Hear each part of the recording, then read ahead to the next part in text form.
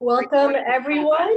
I am here today with Allison Blevins, editor of Museum of Americana. Welcome, welcome. Thank you so much for coming out, Allison. And thank you to all of you. Happy New Year. It's lovely to see your faces in 2022. So my internet, right off the bat, my internet is being a little weird. I might stop my video for a second. But let's jump right in, Allison. Can you tell us the origin of Museum of Americana? Oops. All right, are we there? Now you are, yeah. A great intro with my internet freezing up. Perfect. But thanks for your patience. So let's jump right in. My first question, and I should say to everybody, if any questions come up for you, feel free to type them into the chat and I will work them into my conversation with Allison. So Museum of Americana, can you tell us the origin of this magazine?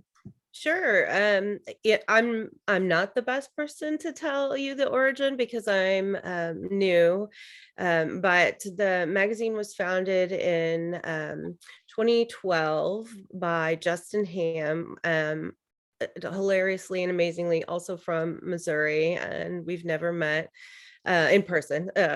And he just sort of had this idea that he really wanted to celebrate America, celebrate the things that perhaps weren't being celebrated, to reimagine, to repurpose.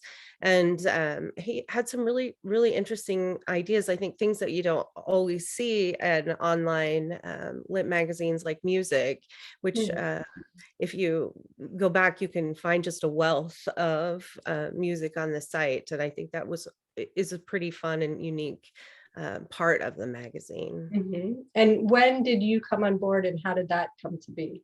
Okay, this summer, I think. It's time in the pandemic. I think it's a little wobbly.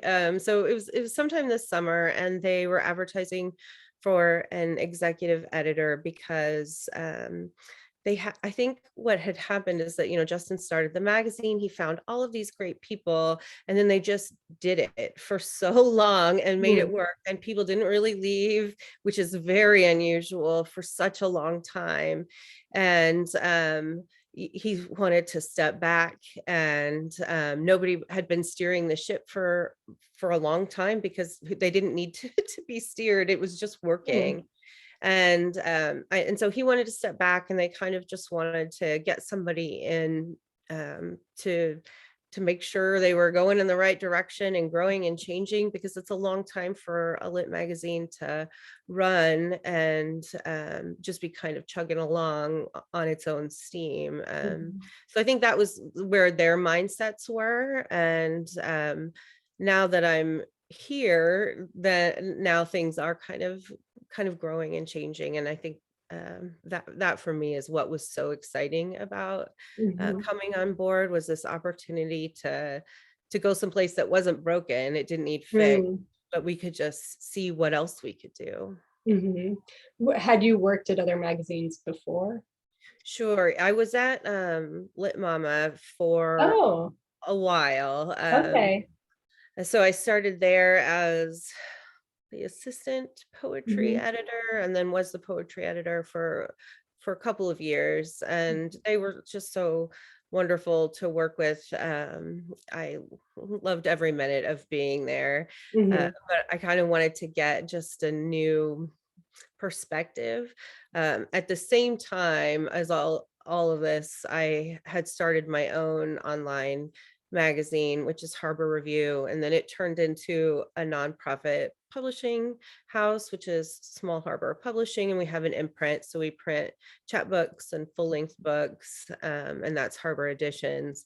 So I was doing all of that at the same time, but everybody does it differently, and I really just wanted to get as much knowledge and experience as I could, so I kind of made the move over and left Lit Mama in the capable hands that they are in. They're just a wonderful magazine, and they are growing. They've become a nonprofit now and are doing some really amazing things. Nice. So did you have any connection to Americana as a concept, as a something that you were interested in exploring, and then it was just a perfect fit, or was it just kind of a coincidence? Um, that's such a fun question. They had published a piece of mine several years ago, and when you know how in the literary world so small, so somebody I'd gotten my master's degree with had gotten an MFA with the poetry editor, and had so it had popped up, and I thought I don't have anything to send them, Mm. but I had this poem about waiting at the DMV, and I thought, okay, now that's the only thing I have, and they ended up publishing Oh, it. nice. And then I hadn't really, sent anything to them or even been keeping up with the magazine much until this came up for me. And I will say that no, I've never had much interest in Americana, but when I saw what was written in the about page, it clicked, and Mm, I thought that is very interesting to me. mm, So the original language on the the about page, and I'll butcher it, said something about, there's much to celebrate, but that the second reason Justin founded the magazine was to hold up to the light that which maybe is ugly or that we don't want to look at. And that bit for me did resonate. As a queer person, as a disabled person, I just thought that's very interesting, and we're at a time when that's what literature should be doing. mhm, Culturally, it was very appealing to me, to really think through how to make that the priority of what the magazine should mhm. be doing right now. Sure. So while I hadn't thought, because I think people hear Americana and they're like, oh, that's banjos, that's just American flags, and I there is room for that, but that there's so much more, and that we Mhm. need to be expanding. So I did get really excited. So here's the cat, of course. I cat. So I did find the connection. Uh-huh. Well, that was my next question, which is to talk about what Americana is, because I definitely am someone, when I think Americana, I think antique shops and bluegrass, and probably American flags and sort of south, the eastern, southern states, and that's really it. And sort of like maybe a more kind of simplistic American history. Yeah. But yeah, that's sort of, so my question is, I guess, how do you define Americana? And then what distinguishes Americana from American history? Like what is that term Americana supposed to evoke? Wow. It means something more, like, it seems to me it's something more specific, right? When you say Americana, I guess Mhm. it has like a nostalgic feel to it. It's distinct from just sort of like America or American history. But Yeah, yeah, I'd love to hear you talk about that. I do think that it is distinct, Mhm. and I think we do associate that Americana with the word nostalgia. But Mhm. the word nostalgia for me brings up, only that which we would want to surround ourselves with because of the warm fuzziness of the Mhm. feeling. And so, I think we have, because of this word Americana, so many people look at it and they think, well, I write about the American experience, but I can't send it to them because there's nothing nostalgic or warm or fuzzy in this poem or in this nonfiction piece.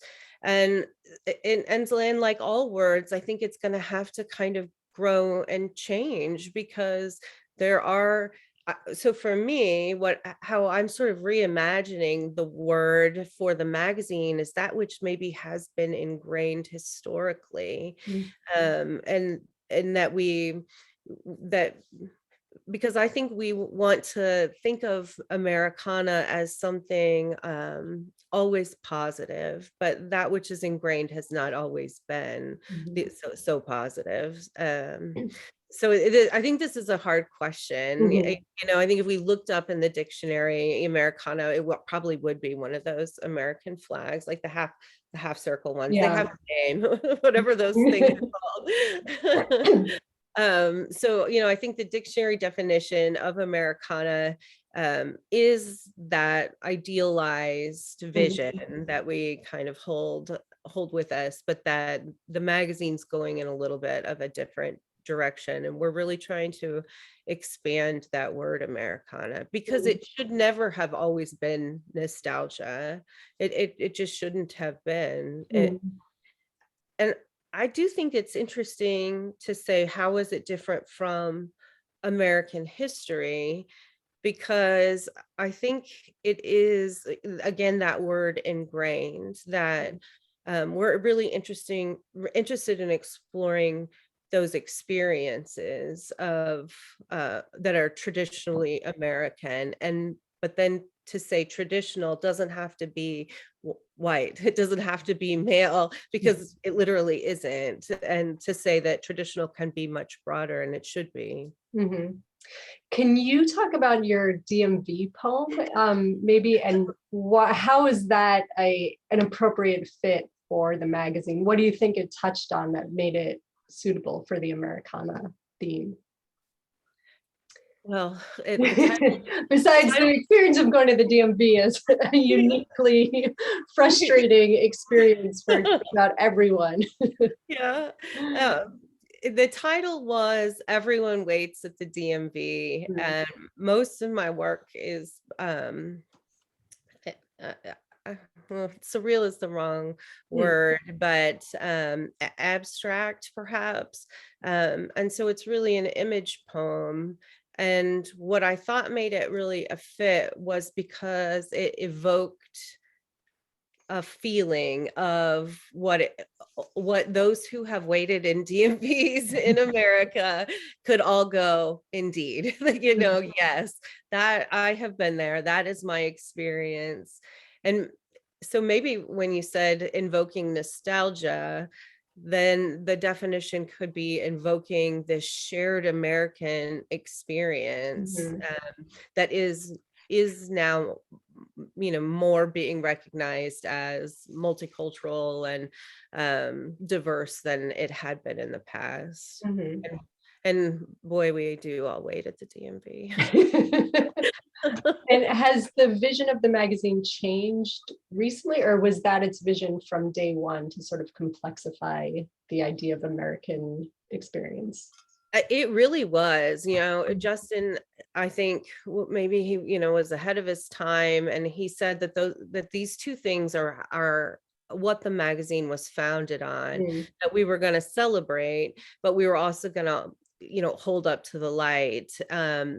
And when I looked at that about page, I thought, let's just flip the script a little bit, because it said, let's celebrate first. And I thought we should do that second. And so going forward, that has been our goal. So the issue we just released, issue 25, was, 25 issues for an online literary magazine is just great.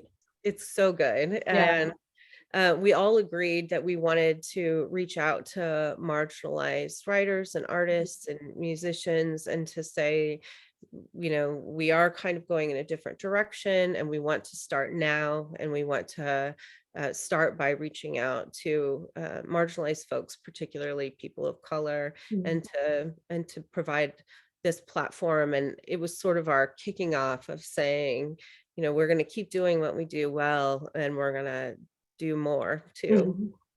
So because of people's conceptions of Americana, do you see a lot of submissions that are in the vein of like bluegrass, sort of that, limited idea of what Americana means? And also I should say, I like bluegrass music. So not, but I'm wondering if you tend to see a lot of that kind of those ideas, repeat themselves a lot in the submissions. Yeah, so in my role, I'm not looking at tons of submissions. I mostly see the magazine when it comes to me beautifully curated from the editors and doing those last touches. But when we meet as a staff, this is certainly something that's come up every single time that we do get those, and some of them are amazing, and we want to publish them, but I know that the editors say, oh, sometimes it's just one ode to bluegrass after the other. Yeah. So do you guys solicit work from specific writers? How do you actively sort of complexify that? Sure. This has been a new part of our mission, and it's something that I've been just working towards by reaching out to avenues, hopefully that are new, that we haven't really been able to reach out to before. And especially for issue 25, we did tons of soliciting. And I think it was such a great learning experience for us, because we sort of said, we're going to make this issue with marginalized folks, specifically people of color. And then we waited, and we just thought, they will come to us. The white people want, they'll just come to us. And we're like, no, that was absolutely wrong. So it did require me especially really reaching out and saying, please send us your work. We want to see it. You can have a home here. And I think going forward, that is going to be a huge part of my role, is just making more connections for the magazine. And hopefully the work that we are publishing, especially in issue 25, if people come read it, they're gonna see that they do, we are looking for what they have to offer. We want marginalized voices, and so the more, and along with that is that we are really working to diversify the staff. And that's something that has been, a goal of mine at Small Harbor Publishing. And I think all literary magazines we just cannot just pretend like it's not a lot of white folks steering all of these ships and ignoring huge populations of people. So that's my goal there in all ways, is to just get some more diversity at the table. Sure. And so when you solicit work from specific writers, where do you find those writers? Because I think it would be really useful for people to know that publishing can beget more publishing. So an editor might see your name in a magazine and solicit your work. So I'm curious where you find those writers. So just the magazines that I enjoy reading. So, I named Lit Mama. That's one magazine that I enjoy reading. I enjoy reading West Trussell. I enjoy Adroit. In any place that you read, I will see names, and then I will reach out to them. And then also just in making personal connections. I think that every time I do something like this, or I do an online reading, I find all the names afterwards, and then I friend request them. Oh, nice. and then so then you start to meet people that you've never actually met. And I think I say this every time I'm on a Zoom, but that the access that the pandemic has provided for people has been huge, especially for disabled folks. Because for me, I wasn't, I'm often not walking, so I often in the home, and I would not have had the opportunities to, see the readers that I've seen, to do the readings that I've done, if we hadn't started to think a little bit more about this kind of accessibility and what the virtual world can provide us. So most of the reaching out that I have done has been through just finding people whose work I like, and then also Mhm. seeing who do they like, Mhm. and sending out emails, sending out messages, and then utilizing social media. I can see Lauren at the bottom, and she's in many ways our social media guru on Mm. Twitter. And now we have Sapira, who's our art editor, and she's taken over Instagram. And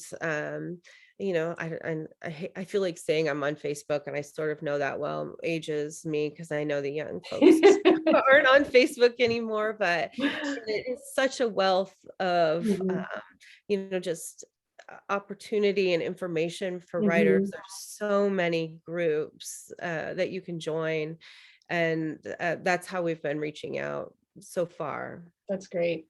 And you mentioned other magazines. There's actually a magazine, Digital Americana. Are you guys affiliated with them at all, or that's just a coincidence? It must be a coincidence. Okay. I'll look into them. I remember Yeah, learning I will about them a too. few years ago, and yeah. So we have a great question here from Belinda. What is an example of a piece that is holding Americana up to the light? I will say, take a look at everything that's happening in issue 25. And I want to talk about Sapira's art, because she just came on as our art editor. And um, that was a solicitation, because we weren't getting any art for that issue. And the more she sent, the more I was like, I want all of it. We want to work with you. And I feel like that is what spoke to me about her art. And I thought, we need her on our team, and we're Mhm. so glad to have her and lucky to have her. Mm. um so all of issue 25, I think, does that. But also, for me, the power of that issue was her work. Mhm. Now, I'm curious, a lot of editors say they don't like to see violence and gratuitous violence. And I'm curious how you feel about that in your magazine, because violence is so much a part of American history. And holding American history up to the light, you sort of would need to talk about violence. I imagine you don't want to see pieces that are gratuitously violent, but how is there a little bit more leeway with that? Or how do you think about stories that are sort of more disturbing or gruesome? This makes me think a little bit of there there are some poems in issue 25 that I wouldn't call violent, but that I think speak to white privilege and power in a way that makes white people uncomfortable. Mm. And uh and I know that an initial response by a few readers was, viewing that as violence. Mm. And for me, it was, the what we needed to hear. Mhm. That was what we need to. That's what that writer needed to say. Mm. And I was there for it. I wanted it. So eh, I guess, from my perspective, if when the editors hand it to me and say, this is it, I trust them, and we Mhm. have such an amazing team. Mhm. And I know that we do have some conversations where they'll say, what do you think about this? And I'll say yay or nay, and it's usually not about violence. Mhm. But I think most of us, if it was in the realm of holding something up to the light, would really be there for providing a platform for Mhm. that. And it's something, as a woman who writes a lot about trauma, not just medical trauma and my disability, but assault and Mhm. sexual violence, that, and quite graphically. Mhm. Why would we be able to do that, and then tell other marginalized people that there was no place for them to share their experiences? I, I yeah, I think we would be, I can't imagine us saying we're not interested in that type Mhm, of thing. mhm, mhm. I imagine as long as it works for the piece. So it's not Yes. excessive, it's not just there for the shock value. There's actually Right. some kind of aesthetic merit to it. Yeah, Yeah. yeah. I mean, I think that when, you know, when we as women are writing about the body, Mhm, it's almost always about violence, mhm, unfortunately. I mean, we do celebrate in many ways, my own work does celebrate the body, but in the vast majority of my work, it is about exploring that violence that has been done mhm, in a multitude of ways. And I think there's so much room for that in writing. mhm, We need it. We need to hear about it. mhm. So should a piece explicitly mention America? Like how do you decide between a piece that's just it's a great story, um, and a piece that, or I should say, how should a piece address America? Because does it just need to take place anywhere in America? So what makes it the piece right for the magazine, that it's not just saying something about violence or somebody's personal experience, but it's actually saying something about the American experience Sure. specifically? Do you look for, the naming of place in a piece, or how does a writer establish kind of that Americana feel in a story? Sure. I feel like the answer to all of your questions is there's no answer to that. Just read the issue and see Yeah, what people are no, doing. but Yeah. I mean, I think there is. Mhm. Like all lit magazines, the first answer to what should you send us is it should be good writing, and Mhm. um, and so that's the first Yeah. criteria, absolutely. But then, how do you know if it fits into that idea of Americana? I honestly think we've sort of pulled our hair out sometimes in meetings when we're like, How do we, get more people who have diverse backgrounds to Mhm. send to us?" And I think at one point I was like, if you're an American, send it to Yeah. us. Why don't they send us their work in America? And so I think in that way, that's the answer too. If you live in America and have experiences Mhm. that, but then on a deeper level, if it's a piece that speaks to these themes of what does it mean to be an American, to have a traditionally American experience, and to push back against what the word traditional means or says or tries to make you feel, then those sorts of pieces will resonate with the editors. Mhm. Mhm. And do the editors work with writers? I think, yeah, yes, the answer is yes. Mhm. And each of the editors is a little different. Poetry, I, I think, is always different from fiction because you generally get more of it, Mhm. and it's very small, so usually you don't need to do much fiddle faddling with it. But that I know that Lauren does quite a bit of working with writers to kind of think through things, or to say, hey, if think about this and maybe send it back to us through at another submission period. So Mhm. each editor does things a little bit differently. Mhm. Okay. And let's just cover the basics. So you guys publish poetry, flash fiction, fiction, nonfiction, Mhm. reviews, Uh-huh. interviews, Yes. and something music related. You mentioned. Music and art and we say art and photography, but Mhm. I mean, it's all art. I think that's it. Do you publish music?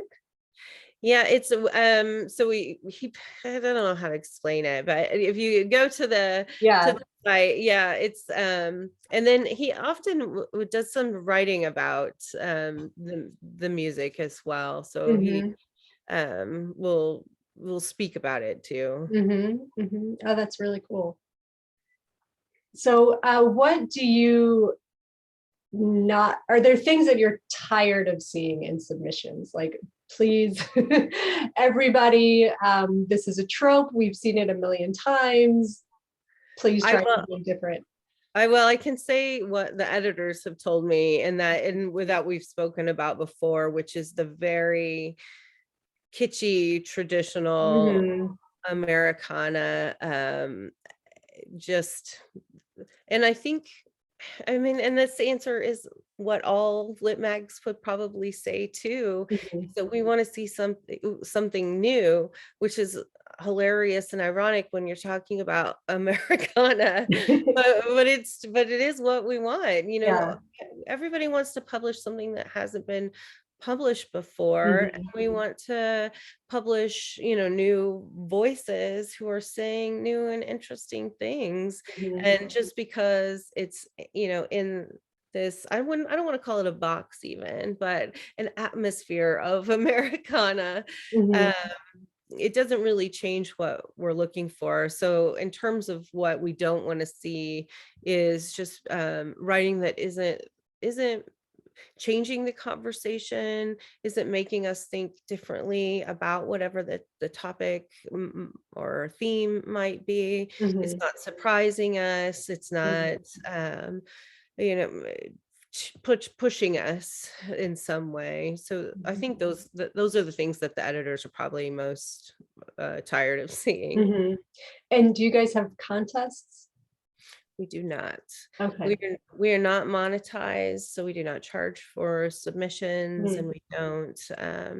We're not a paying venue because we, like most people, are just volunteering our time, and so no contest. And this has been something that we've chatted about. So who knows where things might go in the future, but for right now, we're not headed in a monetized direction. So you mentioned that you're doing other things, and I ask this of all editors because I'm so curious, which is, how do you avoid burnout? So we were talking about this a little bit before we started recording. You're an adjunct. You're adjuncting at 2 different universities. In 2 completely different departments. You've got 3 kids, and you're a writer, you're a poet yourself, and you're editing this lit mag. So it's not monetized, so I assume it's not a paying gig. Not a paying. So how do you keep it going? What like brings you to the table? What keeps you coming back? And how do you juggle it?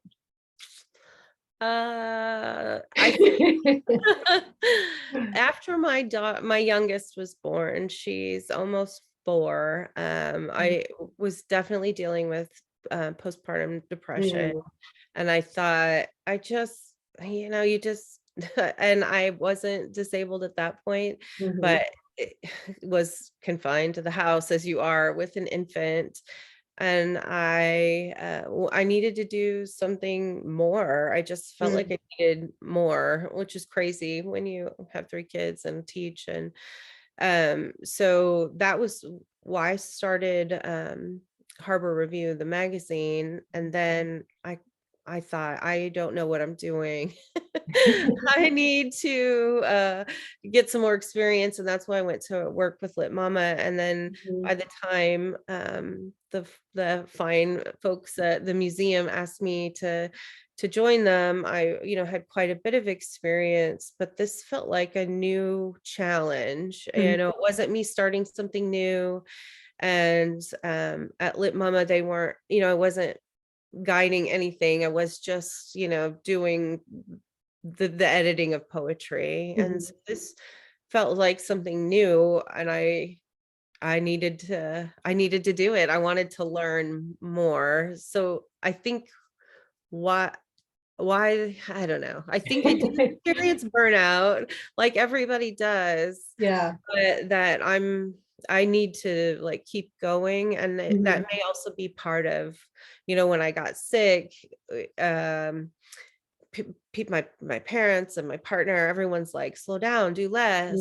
But that, you can see I'm sitting in my bed right now. I spend a lot of time in my bed, and so I feel like I'm constantly slow and doing less than other people. And so I wanted, my mind still does all the mind things, even if my legs Yeah. don't. Yeah. So I was going to use it to as much as I could. I I also think I started late, and you see authors say this all the time, like, oh, I haven't published anything. It's been 10 years, and I feel the same way. I worked in nonprofit management for the first, all of my 20s, basically, till I went back to school. And so I think some of us who start like in our 30s and 40s go, well, I just feel like I have something to prove, if I do all of the stuff that I somehow feel like I missed, which, also crazy, because I probably wouldn't be as good a writer if I hadn't suffered through my 20s like so many people do. Um, so I do feel like I have lots of times of burnout, but I also know that keeping moving is the thing that really does it for me. So Yeah. I love it. And the people that I work with, so I was telling you, I teach business communications, and it's just soul crushing to teach people how to write emails and Yeah. memos. And so that does nothing for me, but getting to chat with, Lauren and Sue and Sapira on our meetings, and that every time we meet, I feel great after. And everybody at Small Harbor is just amazing. And the authors that I get to publish, these are people who have been idols of mine, and then all of a sudden I'm editing their book. Yeah. That's crazy. Yeah. So that's, I think it always kind of powers you forward when Sure. you're doing it for free. Sure. Yeah, I relate to that feeling. Shortly after having a child, and you're doing so much, and yet you want something else too. You want, people say you're already doing a lot, slow down and take it easy. You're doing so much, but you need that extra something, that intellectual satisfaction, or that thing that's just for you. That's your mental work, your psychologically creative work. Yes. And especially, I feel it even more now, that drive for something else has gotten worse during the pandemic, because I have gotten sicker, and diagnosed, and not walking very all the time. And so now I probably won't ever teach face to face again. And when I think about that, I think I need to do more then. Like I need the opportunity to speak to these humans like you, and all the faces that I see here today. And because sometimes the only human that I have, besides my children, and I realize they're human, They don't count. they don't It's count, around the house. They don't count. is on a Zoom meeting. Yeah.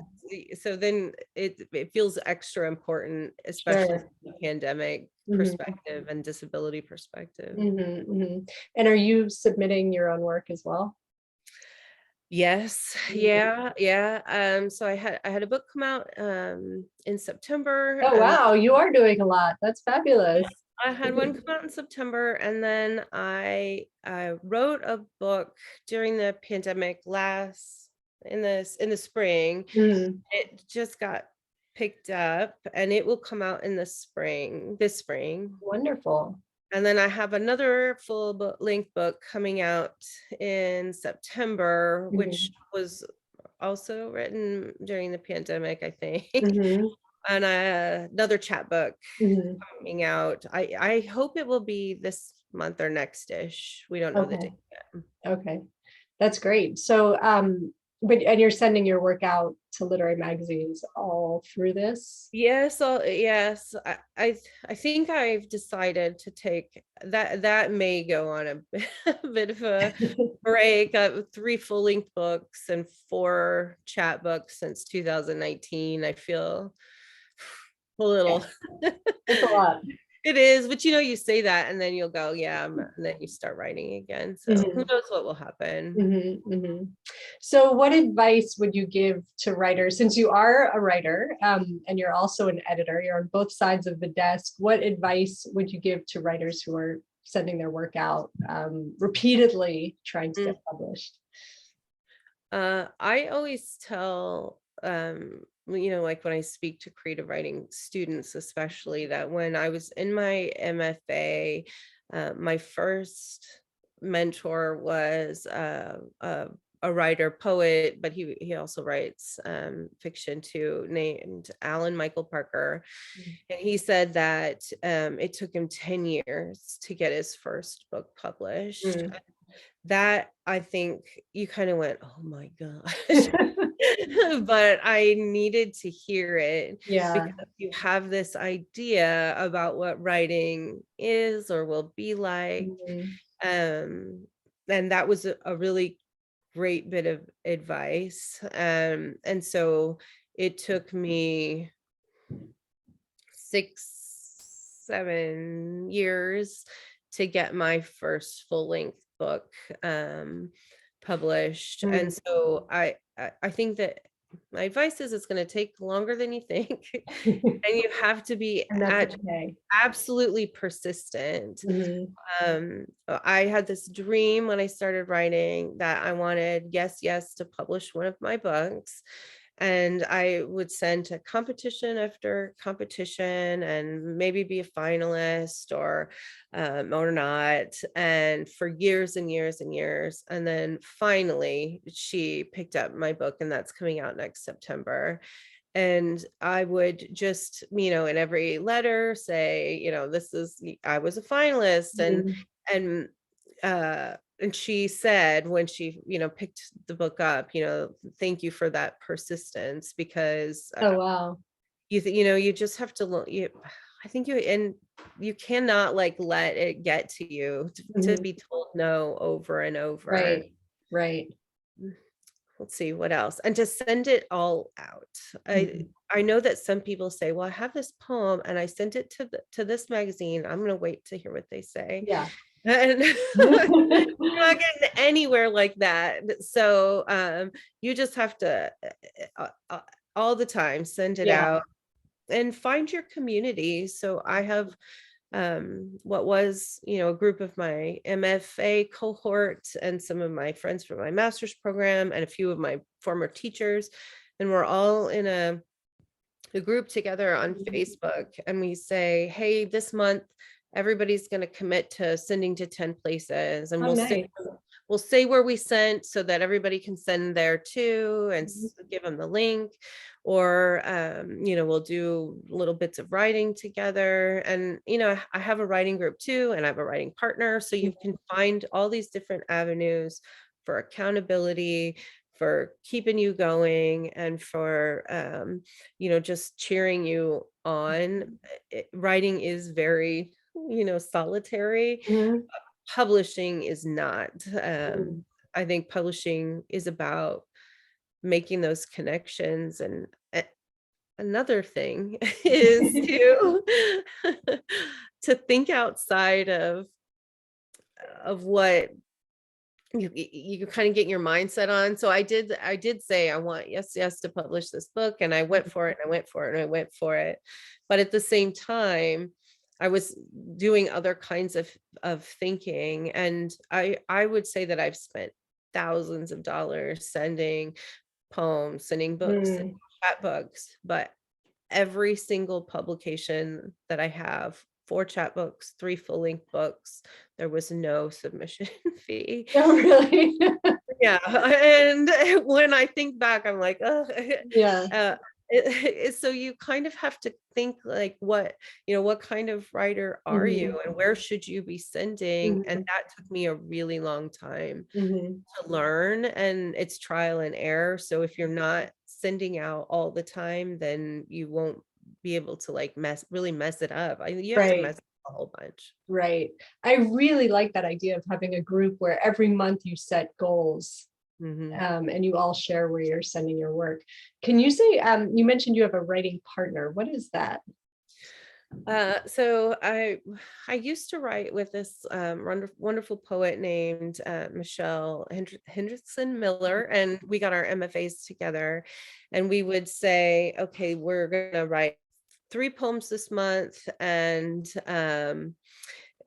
we call it EIS, even if it's shit, we're gonna we're gonna write it, and then we're gonna send it to each other, and we're not gonna, no, you don't even have to comment, but just Uh-huh. the accountability. And we wrote together for years, and it was super helpful. But my writing partner now is a poet named Josh Davis, Mhm. and we have a collaborative chat book that's coming out from Oh. Seven Mountains, and that's the one I think, I don't know if it'll be January or Mhm. February. And how we wrote together was we opened up a Google document and shared it with each other. And Mm. this first chat book, we just said, let's start writing. And I'd say we wrote it in 10 days, maybe, Wow. between kids napping and whatever each of us had going on. And I would write a few lines or a title, and then he'd come in and write the poem, and he'd say it needs something on the end, and we'd put notes to each other. And we're mostly done with the second chapbook. And it's pushed, both of them have pushed me to become different kinds of writers. When you Mm. write with someone, I think you take on some of their things, the good stuff, hopefully. Mhm. You give them some of your whatevers, and then they help you see the things that you wouldn't see. So it's almost like workshopping, but inside somebody else's brain. it's Mhm. it's a weird experience. And I think you have to be willing to just let go, kill your darlings and all of that, but also to say, I don't care if somebody else fiddles with something that I've Mhm. written. So it's very different from writing your own by Sure. yourself book. And I know lots of people do it differently. Mhm. Um, some people will just put poems together when they collaborate on books. So I think there's a lot of different ways to do it. Sure. That's really cool. Sounds fun. So we have a question here. Actually, can you say a bit more about the Americana readers?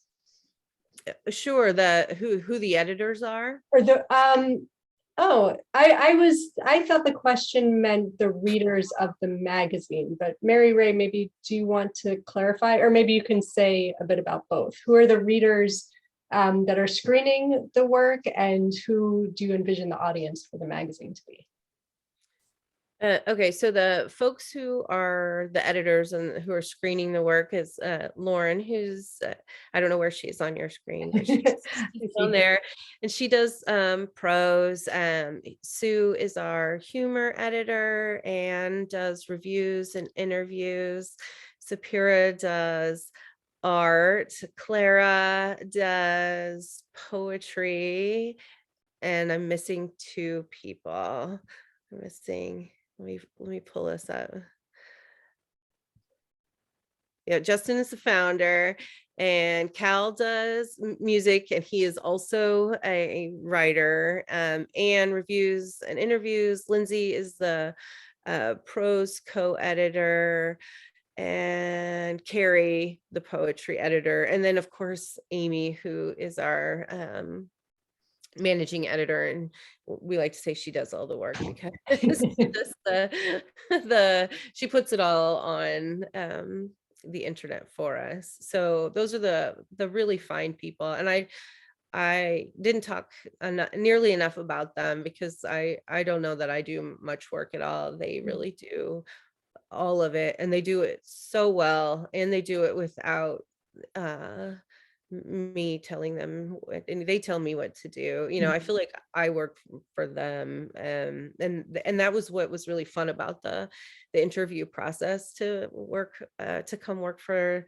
the museum, because they interviewed me, and then I was like, I'm supposed to be in charge of you people who know so much and are so amazing. And so I mean, we are just really a team, and they are fantastic, wonderful humans to work for and with. So who do we imagine is our audience? Well, we hope anybody. And I think a lot of our readership probably does come from social media. And I know that when people are in an issue, like in any lit magazine, then their friends and family are reading those issues. Mhm. But I think one of the really great things about the museum is that we have people come back a lot. Mhm. We have people keep in touch and say, I was in this issue. Now I have a book. Would you like to review it? And I know that Cal's do, we have music that gets, we have some of the same people who are sending us music.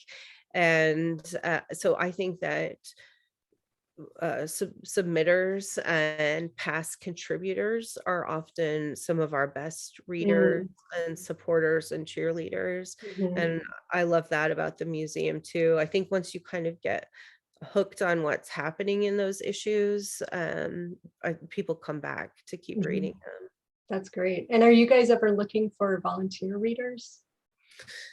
Uh, No, not this second. I think that we probably, will have some open positions in Mhm. the future. And that our goal is that the new folks that we bring on be marginalized folks in Mhm. order to really diversify the staff and Mhm. the voices and the Sure, experiences. sure. So what is on the horizon for you guys? Are you open for submissions now? We read it, so we just closed in Uh, December. So we read in April, December, August, and then those issues come out in the winter, summer, and fall. okay. There's a little bit of time to give give Mhm. the editors time to read before we publish issues. Okay, so people have a few months. They'll open for submissions again in Yeah. April, and people can brush up their work right now. Yes. And so people can find you. It's museumofamericana.org. .net. .net, excuse me, Mhm, and on Twitter at Museum of Americana mhm. and Facebook as Facebook. well. Yep. Okay, And Instagram. and Instagram. Very Mhm. nice. Yeah. Very good. Well, thank you so much for taking the time. I love the vision of the magazine. It's really cool to see you guys kind of working with this idea of what is American, how to complexify that vision a little bit. Yeah. Thank you. Thank you so much for having me. Yeah, this was great. Thank you everyone for coming out, and I will see you soon. Thanks.